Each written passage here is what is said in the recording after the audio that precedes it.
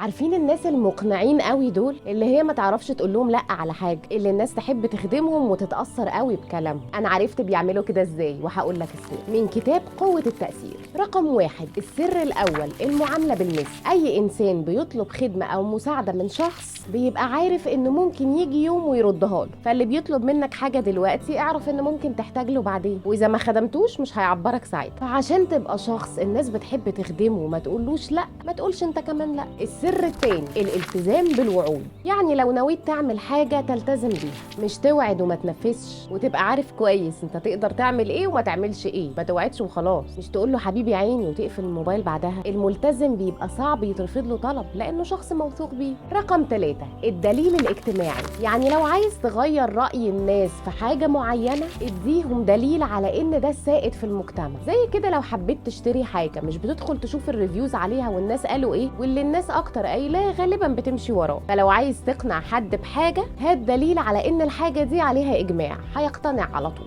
رقم 4، الاعجاب. لو انت عاجب حد مش هيرفض لك طلب، سواء بقى كان معجب بشخصيتك او بشكلك. الاعجاب بيتولد من الشكل الاول، وبعدين طريقه الكلام، وبعدين طريقه التفكير. فلو الناس معجبه بيك مش هيرفضوا لك طلب، بالعكس هيوافقوا عشان عايزين يتقربوا منك. فاشتغل على نفسك عشان تكون حد الناس معجبه بيه، وبالتالي ما يرفضلكش طلب. الندره، يعني تكون نادر في طلباتك، مش متطلب كده عمال على بطال، كل فين وفين لما بتطلب. ده بيخلي الناس ما ترفضش طلبك برضه. هيقول لك يا سلام، هو انا بخدمك كل يوم؟ اؤمر اعمل بس ال6 اسرار دول وانت هتلاقيك مقنع ومؤثر. وتعالى قول لي.